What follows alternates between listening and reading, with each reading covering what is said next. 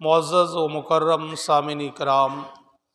راہ منزل کے رفیق و شمع رسالت کے پروانوں، آئیے اور آپ سب سے پہلے اپنے آقا و مولا اللہ کے رسول دانۂ غیوب احمد مجتبیٰ حضور محمد مصطفیٰ صلی اللہ تعالی علیہ وسلم کی بارگاہ مقدسہ میں انتہائی خلوص اور محبت کے ساتھ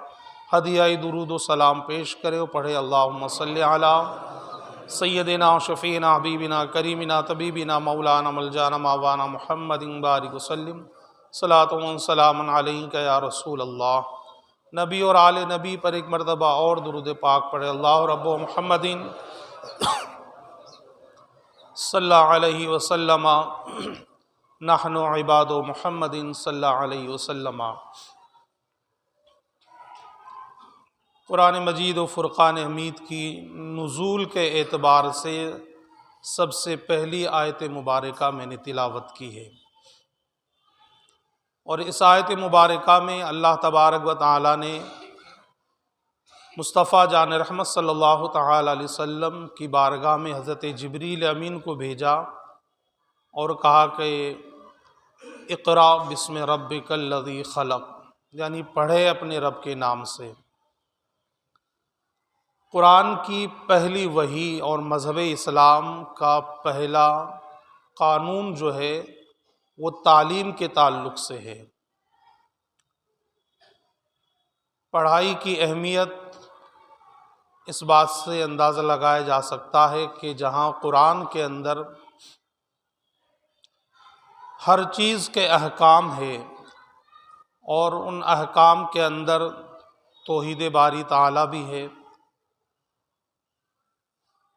حضور اکرم نور مجسم صلی اللہ تعالی علیہ وسلم کی رسالت بھی ہے،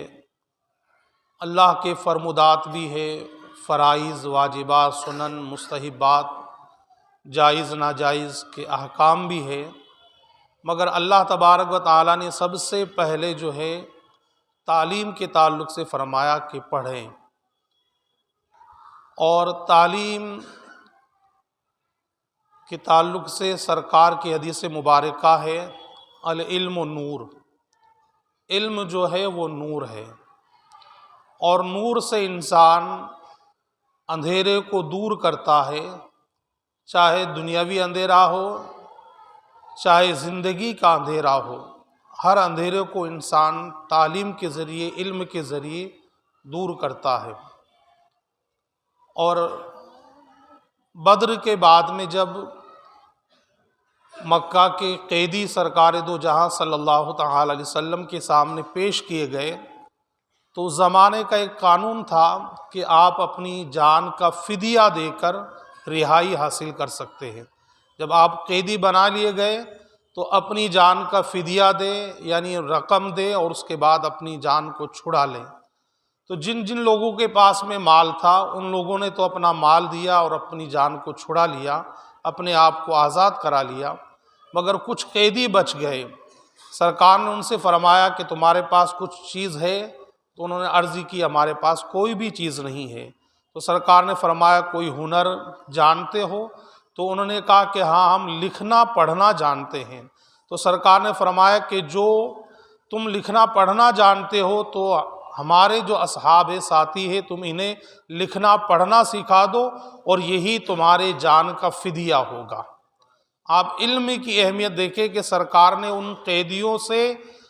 جہاں مال لے رہے تھے وہاں پر ان سے علم دین لیا اور ہنر لیا، اور جو نہیں جانتے تھے انہیں وہ تعلیم آپ نے دلائی۔ تو پتہ چلا کہ علم کی بڑی اونچی شان ہوا کرتی ہے، اور سماج کے اندر سوسائٹی کے اندر وہی بندہ عزت اور عظمت حاصل کرتا ہے کہ جو علم دین کا حاصل کرنے والا ہوتا ہے، جس کے پاس علم ہوتا ہے۔ اب اس قریب 200 سال کے اندر یہ الگ الگ ڈپارٹمنٹ بن گیا کہ دنیاوی تعلیم الگ اور دینی تعلیم الگ، ورنہ آپ دیکھیں یہ دونوں تعلیم ایک ہی ہے۔ سرکار نے جو فرمایا کہ اگر تمہیں علم دین حاصل کرنے کے لیے چین بھی جانا پڑے، آپ نے مدینہ میں فرمایا، اب مدینہ سے آپ دیکھیں بہت دوری پر چین ہے، مگر سرکار نے فرمایا کہ اگر تمہیں علم حاصل کرنے کے لیے چین بھی جانا پڑے کہ تم چین جاؤ۔ اور دوسری حدیث میں سرکار نے فرمایا کہ علم دین حاصل کرنے کے لیے کوئی عمر کی قید نہیں ہوتی ہے، بلکہ ماں کی گود سے لے کر قبر کی گود تک تم علم دین حاصل کرتے رہو۔ یعنی علم ایک ایسی عظیم دولت ہے کہ جس کا کنارہ ہی نہیں ہے۔ آپ پڑھتے جائیے، آپ کو ہر موضوع پر میٹیریل ملتا جائے گا اور پڑھتے جائیں گے، اور آپ کو نئی نئی کتابیں دستیاب ہوتی رہے گی، اور اگر مطالعے کا شوق ہوگا تو آپ تھک جائیں گے، مگر اس موضوع پر کتابیں آپ کو ملنا بند نہیں ہوگی بلکہ ملتی ہی رہے گی۔ تو جہاں یہ دو الگ چیزیں بن گئی بات کے اندر کہ ایک علم دین کہلایا اور ایک علم دنیا کہلایا، اور علم دین بھی ہمارے لیے ضروری ہے اور علم دنیا بھی ہمارے لیے ضروری ہے۔ اگر ڈاکٹر بنانا ہے تو اس کے لیے ہائی ایجوکیشن کا دلانا ضروری ہے، ماسٹر بنانا ہے تو اس کے لیے بھی ہائی ایجوکیشن کا ہونا ضروری ہے، وکیل بنانا ہے اس کے لیے بھی ہائی ایجوکیشن کا ہونا ضروری ہے، مجسٹریٹ بنانا ہے اس کے لیے بھی ہائی ایجوکیشن کا ہونا ضروری ہے۔ اسی طرح ایس پی ہو، کلیکٹر ہو، کوئی بھی میدان کے معاملات ہو تو اس کے لیے ہائی ایجوکیشن کا ہونا ضروری ہے۔ جب آپ کے پاس ہائی ایجوکیشن ہوگی، تعلیم ہوگی، تو آپ اس میدان کے غازی کہلائیں گے، اس میدان کے اندر آپ کامیاب کہلائیں گے۔ تو ہائی ایجوکیشن کے ذریعے بندہ ماسٹر بھی بنتا ہے، کلیکٹر بھی بنتا ہے، ڈاکٹر بھی بنتا ہے، اور دنیا کے جتنے معاملات ہیں، پائلٹ بھی بنتا ہے۔ اگر ہوا فضا کے اندر اڑنا ہے تو اس کے لیے بھی تعلیم ہوگی تبھی اڑ پائیں گے۔ کشتی کا اگر چلانا ہو تو اس کے لیے بھی تعلیم کا ہونا بہت ضروری ہے۔ اور اس دور کے اندر تو آپ دیکھیں، اب تک تو ان پڑھوں کا معاملہ چل گیا تھا مزدوری کے اعتبار سے بھی، لیکن آنے والا زمانہ اتنا ایڈوانس زمانہ ہے کہ یہ جو مزدور طبقہ ہے اس کے پاس بھی اگر تعلیم نہیں ہوگی تو یہ بھی سماج کے اندر صحیح معنوں میں جی نہیں پائے گا۔ آج آپ دیکھیں موبائل کے ذریعے جو ایک دوسرے کو مال ٹرانسفر کیا جاتا، پیسہ ٹرانسفر کیا جاتا ہے، اگر تعلیم نہ ہو تو آپ کو کیا پتہ چلے گا کہ کس طرح آپ ادھر سے ادھر مال بھیجیں گے، کس طرح آپ مال لیں گے۔ لیکن آنے والا زمانہ تو اور ایڈوانس زمانہ ہوگا، تو اس کے اندر ضروری ہے کہ تعلیم ہوگی تو ہی سماج کے اندر سر اونچا کر کر انسان زندگی گزار پائے گا، اور تعلیم نہیں ہوگی تو پھر آپ دیکھیں اس کی سماج کے اندر کوئی وقت اور کوئی مقام نہیں ہوگا۔ تو یہ دنیاوی معاملات جو میں نے ابھی بتائے ہیں، اور اسی طرح اگر ہمیں نماز، روزہ، حج، زکوٰۃ، وضو، غسل اور جائز ناجائز، حرام حلال، ان تمام چیزوں کے بارے میں جانکاری حاصل کرنا ہے تو اس کے لیے علم دین کا حاصل کرنا ضروری ہے۔ انسان کلیکٹر تو بن جائے گا ہائی ایجوکیشن کو لے کر، انسان جو ہے ماسٹر بن جائے گا، مجسٹریٹ بن جائے گا ہائی ایجوکیشن لے کر، لیکن انسان نہیں رہے گا۔ انسان بننے کے لیے اس کے ضروری ہے کہ وہ دین حاصل کرتا رہے، علم دین اس کے پاس ہوگا تو وہ انسان کہلائے گا۔ اب آپ کہیں گے کہ اتنی بڑی بات کہ وہ انسان ہو گیا، کلیکٹر ہو گیا، ماسٹر ہو گیا، سب کچھ ہو گیا، مگر انسان نہیں ہوا، یہ کیسے ہو سکتا ہے؟ آپ اپنے ہندوستان کا جائزہ لیں کہ ہندوستان کے اندر جتنے اسٹیٹ ہیں، راجستھان ایک state, M P, U P اور مہاراشٹر، گجرات، جتنے بھی اسٹیٹ ہیں، ان کے اندر تمام اسٹیٹوں کے اندر سب سے ہائی ایجوکیشن جو ہے کیرل کی ہے۔ علمی معیار وہاں کا بہت بلند و بالا ہے، بہت زیادہ تعلیمی معیار وہاں کا بلند ہے، یہاں تک کہ 97% کا حساب وہاں کا ہے کہ اتنے لوگ وہاں تعلیم حاصل کرتے ہیں، ہائی ایجوکیشن حاصل کرتے ہیں۔ مگر افسوس یہ ہے، ایک لفظ اس کی وضاحت کر دوں، اولڈ ہاؤس آج اسے بولا جاتا ہے کہ جس کے اندر بوڑھے جو گھر کے ہوتے ہیں، چاہے بوڑھا باپ ہو چاہے بوڑھی ماں ہو، ان بوڑھے ماں باپ کو وہاں جا کر جمع کر دیا جاتا ہے۔ اب گورنمنٹ کی طرف سے یا پرائیویٹ سنستھا کی طرف سے وہ چلتے ہیں، ان کا کھانا پینا وہیں پر ہوتا ہے۔ تو ہائی ایجوکیشن کے اندر کیرل کا 1 نمبر آتا ہے کہ وہاں 97% ایجوکیشن کا معاملہ ہے، مگر وہیں پر اولڈ ہاؤس بننے کے اعتبار سے بھی ایک نمبر ہے، اس لیے کہ ہندوستان میں سب سے زیادہ اولڈ ہاؤس اگر بنے ہوئے ہیں تو وہ کیرل کے اندر بنے ہوئے ہیں۔ پتہ کیا چلا کہ ان لوگوں نے ہائی ایجوکیشن تو حاصل کی، مگر ہائی ایجوکیشن کے بعد میں کیا ہوا، باپ بھی انہیں وزن لگنے لگا، ماں بھی انہیں وزن لگنے لگی، تو انہوں نے اولڈ ہاؤس کے اندر جا کر جمع کر دیا، جہاں پر کچھ پیسہ دیتے رہے اور خیرات زکوٰۃ کے اوپر وہ ماں باپ پلتے رہے۔ اب آپ دیکھیں کہ جو انسان اپنے باپ کو روٹی نہیں دے سکتا ہے تو وہ انسان کہاں ہے؟ اس کی ہائی ایجوکیشن کہاں اس کے کام آئی؟ سماج کے اندر وہ کلیکٹر تو بن گیا، مجسٹریٹ بن گیا، مگر جو اپنے ماں باپ کی عزت نہیں کر پایا تو بتائیے اس کی تعلیم اس کے کس کام کی آئی ہے؟ تو اب اس کے ساتھ کے اندر اگر علم دین ہوتا، اس کے پاس قرآن کی تعلیمات ان کے پاس ہوتی، احادیث مبارکہ کی تعلیمات ان کے پاس ہوتی، تو پھر وہاں یہ معاملہ نہیں ہوتا۔ اور ایک بات اور دیکھیں، سماج، سوسائٹی جو ہماری ہے، اس سوسائٹی کے بارے میں ایک بہت بڑے دانشور نے یہ کہا تھا کہ آپ اپنی سوسائٹی کا جائزہ لیں کہ آپ کامیاب ہے یا نہیں ہے۔ تو انہوں نے کئی اعتبار سے اپنی سوسائٹی کا جائزہ لیا کہ بھئی ہماری سوسائٹی کے اندر بہت زیادہ پڑھے لکھے لوگ ہیں، ہماری سوسائٹی کے اندر بہت زیادہ تجارت کرنے والے بزنس مین لوگ ہیں، ہماری سوسائٹی کے اندر بہت اچھے انداز میں بولنے والے لوگ ہیں۔ تو یہ تین باتیں سامنے آئی کہ یہ کامیابی کی دلیل ہے کہ ہم نے ہائی تعلیم حاصل کر لی، اعلیٰ پیمانے پر علم تعلیم حاصل کی، اعلیٰ پیمانے پر بزنس کیا، اعلیٰ پیمانے پر اپنے بولنے کا انداز لگایا۔ تو انہوں نے کہا کہ اس سے یہ پتہ نہیں چلتا کہ آپ جو ہے کامیاب ہے، بلکہ کامیابی کی دلیل یہ کہ آپ کی سوسائٹی کے اندر لینے والے یعنی بھیک مانگنے والے زیادہ ہے یا بھیک دینے والے زیادہ ہے۔ اگر بھیک مانگنے والے زیادہ ہے تو آپ کامیاب نہیں ہے، اور اگر بھیک دینے والے زیادہ ہیں تو آپ سماج کے اندر کامیاب ہے۔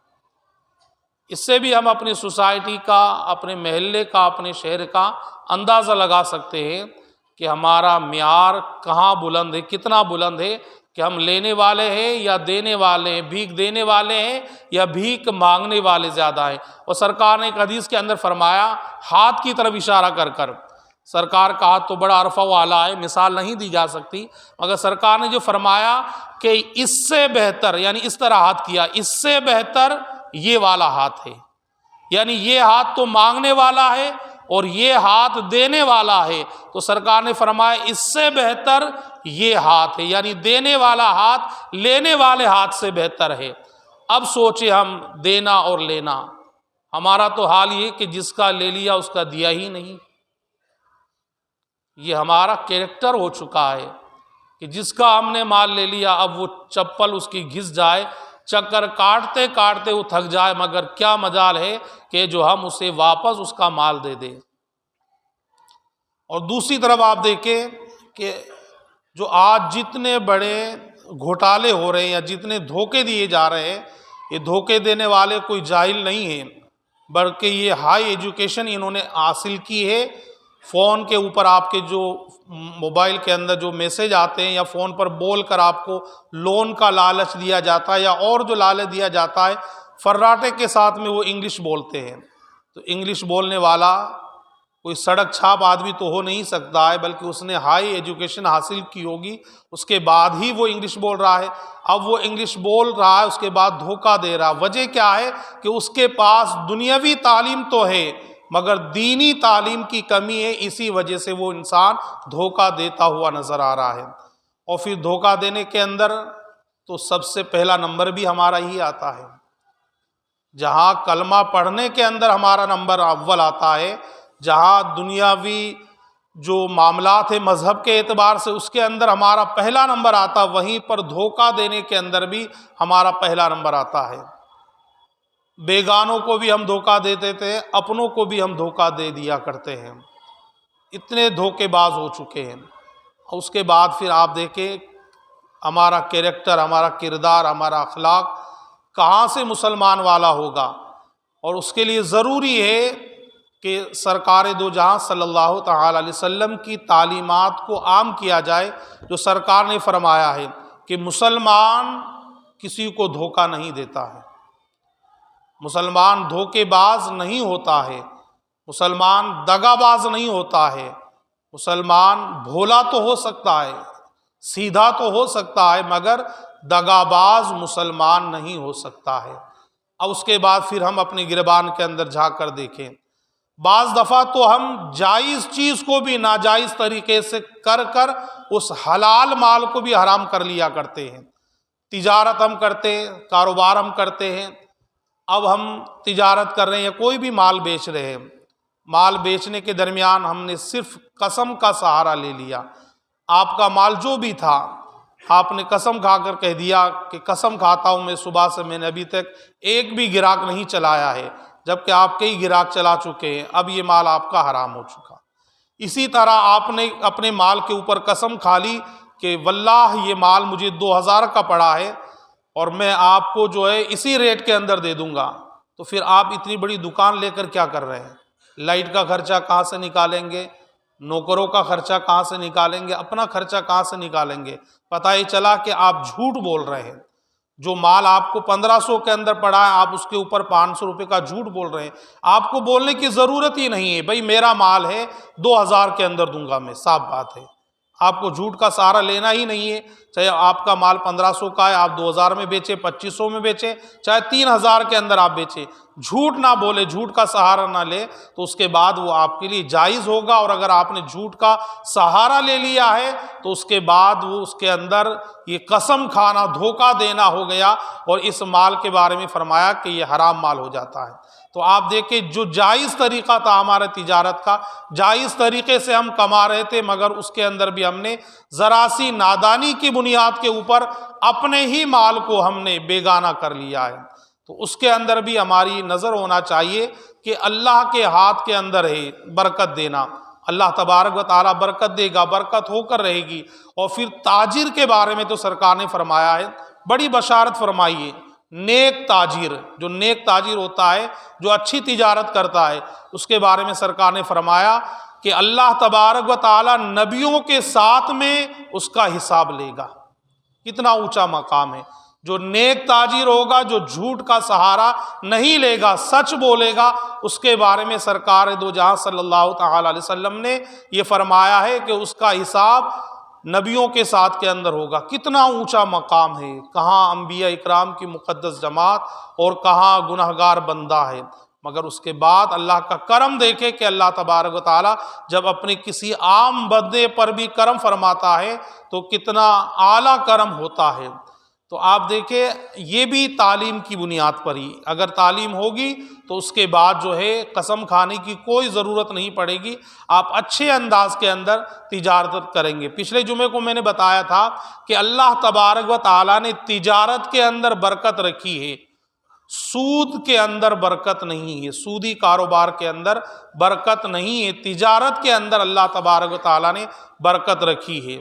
اور مال کے تعلق سے بھی میں نے بتایا تھا کہ جب مال آتا ہے تو پھر ہمارا مزاج بھی تبدیل ہو جاتا ہے، بولنے کا انداز بھی تبدیل ہو جاتا ہے، چلنے کا انداز بھی تبدیل ہو جاتا ہے، رہنے کا انداز بھی ہمارا تبدیل ہو جاتا ہے۔ جب مال آتا ہے تو اس کے بعد اب دوست بھی الگ ہو جاتے ہیں، اعلیٰ قسم کے دوست ہو جاتے ہیں، یا تو وہ شراب پینے والے ہو یا جوا کھیلنے والے ہو، ان سے دوستی ہو جاتی ہے، یا رات کے اندر نائٹ کلبوں کے اندر جا کر ناچنے والے ہو یا شراب کے جام چھلکنے والے ہو، ان سے دوستی ہو جایا کرتی ہے۔ اور بولی کا انداز بھی بدل جاتا ہے، وہ بیٹا کہ جو اپنے باپ کو اب تک ابو یا ابو جان بولا کرتا تھا یا اردو زبان کے اندر الفاظوں کا استعمال کیا کرتا تھا، اب وہ بھی پیسہ آنے کے بعد، مال آنے کے بعد ڈیڈ، یار ڈیڈ، باپ کو بھی یار بولتا ہوا نظر آتا ہے، یار ڈیڈی آپ نے ایسا کر دیا، استغفر اللہ۔ بتائیے یہ تمام تبدیلیاں ہماری سوسائٹی کے اندر آتی یا نہیں آتی ہے؟ مال آنے کے بعد ہم اپنوں کو بھول جاتے، بیگانے ہمیں یاد رہتے ہیں، مال آنے کے بعد اب وہی محلہ جس میں ہمارے دادا رہے تھے، ہمارے باپ رہے تھے، ہم نے بھی اسی محلے کے اندر اپنی زندگی گزاری ہے، مگر اب وہی محلہ ہمیں گندا لگنے لگتا ہے، وہی سوسائٹی کو ہم حقارت کی نظر سے دیکھنا شروع کر دیتے ہیں۔ اب ہمیں سوسائٹی بھی ہائی لیول کی سوسائٹی چاہیے، اعلیٰ قسم کے جو کالونیاں ہیں اس کالونی کے اندر ہمیں اپنا مکان چاہتے ہیں۔ اور اس کے بعد جب اندازہ لگائے کہ جب بچہ پڑھ گیا، تعلیم حاصل کر لی، اس نے علم دین حاصل نہیں کیا، اور علم دین کی برکت بھی آپ دیکھیں گے کہ اس کے پاس وکالت کی ڈگری آ گئی، یا ڈاکٹر بن گیا، یا مجسٹریٹ بن گیا، یا اور بھی جو ہے اس کے پاس ڈگری حاصل ہو گئی۔ اب اس کا معاملہ کیا ہو گیا کہ باپ بھی اس سے ڈرتے ڈرتے بات کرتا ہے، پتہ نہیں میرا بیٹا کہاں سے جواب دے گا، کس انداز میں بولے گا، رات کو 10 گھنٹہ پڑھائی کرتا ہے، اگر بات کروں گا تو ابھی جھڑک دے گا، استغفر اللہ ربی من کل ذنب واتوب الیہ۔ افسوس ہے ان اولاد پر کہ جن کا باپ ان سے بات کرتے ہوئے جھجکتا ہو، یا باپ بات کرنے کے اندر یا ماں بات کرنے کے اندر ڈرتی ہو کہ ابھی فون لگاؤں گی تو پتہ نہیں کیا کہہ دے گا، یا ابھی بات کروں گی تو پتہ نہیں کیا بول دے گا۔ تو یہ ہائی ایجوکیشن کا معاملہ تو ہے بالکل، لیکن اگر اسی کے ساتھ کے اندر علم دین اگر اس بندے کے پاس ہوتا تو وہ بندہ یہ سمجھ لیتا کہ یہ میری ماں ہے، یہ میرا بوڑھا باپ ہے، کہ جن کے بارے میں میرے آقا نے یہ فرمایا ہے کہ اپنے ماں باپ کے چہرے کی زیارت کرو، اللہ تمہیں حج مقبول کا ثواب عطا فرمائے گا۔ اور اگر علم دین حاصل نہیں ہوگا تو بیٹا کہے گا تیری منحوس شکل میں دیکھنا بھی نہیں چاہتا۔ بتائیے ایسے بندے ہیں یا نہیں ہماری سوسائٹی کے اندر؟ ہے کہ جو اپنے ماں باپ کے بارے میں بھی یہی کہہ دیا کرتے ہیں کہ اس منحوس شکل کو میرے سامنے لایا مت کر۔ باپ بھی ڈرتا ہے، معاذ اللہ ماں بھی ڈرتی ہے۔ وجہ کیا ہے کہ علم دین کا نہ ہونا۔ اور علم دین اگر ہوگا تو وہ بندہ سمجھے گا کہ میں نے یہ جو مقام پایا ہے، میں نے جو یہ عزت پائی ہے، یہ اپنے بوڑھے ماں باپ کی دعاؤں کی برکت سے پائی۔ علم دین ہوگا،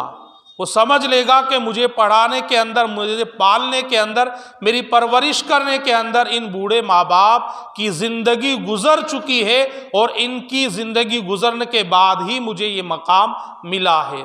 تو آپ دیکھیں ہائی ایجوکیشن تو بچوں کو دلانا چاہیے، مگر اس کے لیے ضروری یہ ہے پہلے کہ ہائی ایجوکیشن سے پہلے اسے مذہب اسلام کی تعلیمات سے آراستہ کر دیا جائے، مذہب اسلام کے بارے میں اسے بتا دیا جائے، تبھی تو وہ سمجھے گا۔ ورنہ آپ دیکھیں ہائی ایجوکیشن کے اندر تو یہ بھی بتایا جاتا ہے کہ آپ خوب مال کماؤ، خوب مال کماؤ، جیسے چاہو ایسے کماؤ۔ جب خوب مال کماؤ، جیسے چاہو ایسے کماؤ، تو آپ دیکھیں پھر وہ سود ہی کاروبار کرے گا۔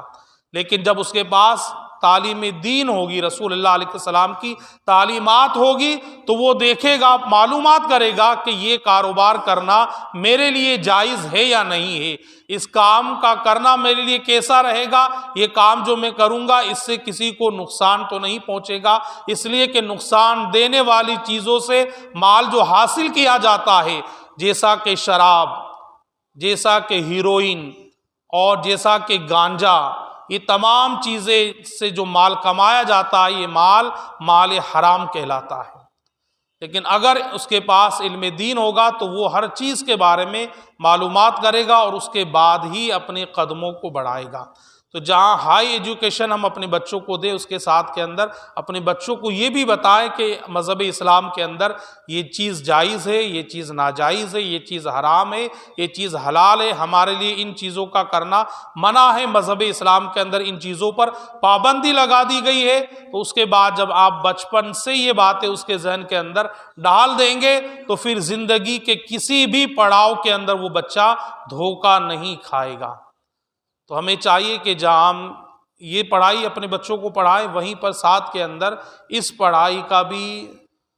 اس سے بھی زیادہ ہمارے دل کے اندر جوش ہو، محبت ہو، اس لیے کہ یہ دنیا تک کام آنے والی تعلیم ہے، اور مذہب اسلام کی تعلیمات قبر میں بھی کام آنے والی ہے، مذہب اسلام کی تعلیمات حشر میں بھی کام آنے والی ہے، اور اسی کے ذریعے جو عزت و عظمت ملنے والی ہے۔ مذہب اسلام کی تعلیمات ہوگی، نماز کا پابند ہوگا، روزوں کا پابند ہوگا، حج کرنے والا ہوگا، زکوٰۃ کا ادا کرنے والا ہوگا، نیک اعمال کرنے والا ہوگا، تو پھر اس کا انتقال ہوگا۔ تو انتقال ہونے کے بعد سرکار یہ فرماتے کہ وہ یہ کہے گا کہ مجھے جلد سے جلد قبرستان کی طرف لے چلو، اور اگر وہ برا انسان ہوگا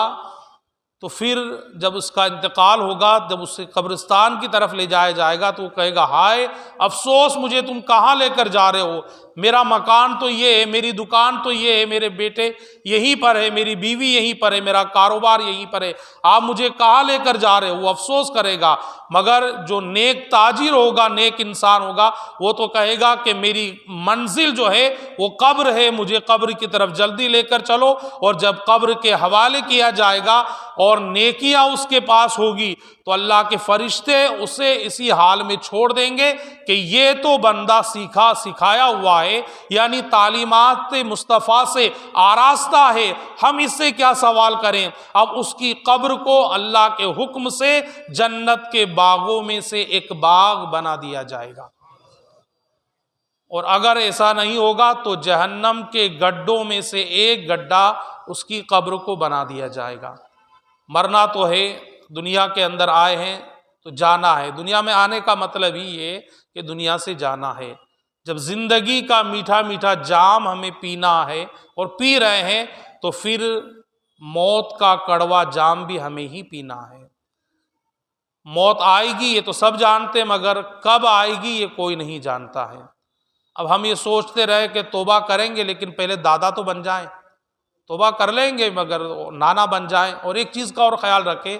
بہت سارے لوگوں کے ذہن میں یہ بات بسی ہوئی ہے کہ چاہے کتنا ہی دھوکہ دے لے، کتنا ہی لوگوں کا مال کھا لے، کچھ بھی کر لے، حج کر لیں گے تو اللہ معاف کر دے گا۔ استغفر اللہ، ایسا نہیں ہے۔ آپ جو حقوق العباد کو پامال کریں گے، یعنی کسی کو دھوکہ دیں گے، کسی کا مال ہڑپ کر لیں گے، کھا جائیں گے، تو جب تک وہ بندہ خود آپ کو معاف نہیں کرے گا تب تک آپ 100 مرتبہ بھی حج کر لیں تب بھی وہ حق معاف نہیں ہو سکتا ہے۔ حقوق العباد کا ایسا معاملہ ہے، اور حقوق اللہ یہ اللہ کے حقوق ہے، اللہ چاہے معاف کرے، اللہ چاہے تو نہیں کرے، یہ اللہ کی مرضی پر موقوف ہے۔ مگر حقوق العباد، آپ نے جس کو دھوکہ دیا ہے، آپ نے جس کی زمین پر قبضہ کیا، جس کے مکان پر قبضہ کیا ہے، چاہے ایک بالش ہی قبضہ کیا ہے،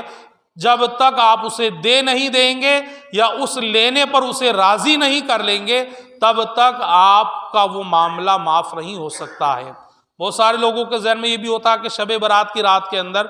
جہاں بڑے بڑے گناہ گاروں کو معاف کر دیا جاتا ہے، تو اگر ہم نے کسی کا مال کھا لیا ہے، 2-4 لاکھ یا 10 لاکھ کھا لیے، تو اس رات کے اندر دعا کر لیں گے اللہ معاف کر دے گا؟ نہیں، وہ معاف نہیں ہونے والا ہے،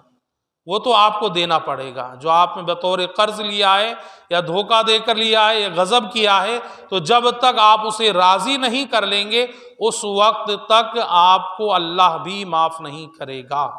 یہ حقوق العباد کا معاملہ ہے۔ تو ہم سوچتے کیا ہے کہ توبہ تو کر لیں گے مگر اور ذرا بوڑھے ہو جائیں، 60 سال کے ہو جائیں، 70 سال کے ہو جائیں، اور اس سے پہلے اگر چلے گئے تو پھر بتائیے توبہ کی توفیق بھی نہیں ہوئی تو قبر کے اندر ہمارا کیا بنے گا؟ وہ قبر کہ جو کیڑے مکوڑے سے بھری ہوئی ہے۔ روزانہ جاتے ہیں نا ہم قبرستان، مگر ہمارے دل تو اتنے سخت ہو گئے، ابھی اسی ہفتہ میں 2 مرتبہ جانا ہوا، تو آپ دیکھیں وہاں قبرستان کے جو عبرت کی جگہ ہیں وہاں پر بھی ہم الیکشن کی باتیں کر رہے تھے کہ اتنے % وہ ووٹنگ ہو گئی ہے، اس حساب سے یہ ہو جائے گا، اس حساب سے یہ ہو جائے گا۔ وہاں تو پھوٹی پھوٹی قبریں سامنے ہیں، وہاں تو عبرت حاصل کرنا چاہیے۔ باپ دادا ہمارے قبروں کے اندر لیٹے ہوئے ہیں، ہمارے عزیز و اقارب رشتہ دار قبروں کے اندر لیٹے ہوئے ہیں، وہاں تو ہمیں سبق حاصل کرنے کے لیے جانا تھا کہ سبق ہمیں حاصل کرنا ہے۔ مولا قدیر کی بارگاہ میں دعا کرتا ہوں کہ اللہ تبارک و تعالی ہمارے عبدالرزاق بھائی بیراٹھی جن کا 2 روز قبل انتقال ہوا، ان کے لیے مولا قدیر ان کی مغفرت فرمائے، اور ہمارے حنیف بھائی ان کی والدہ کا انتقال ہوا، ان کے لیے بھی دعا کرتے ہیں اللہ تبارک و تعالی ان کی بھی مغفرت فرمائے، جنت الفردوس میں اعلیٰ مقام عطا فرمائے۔ وآخر دعوانا ان الحمد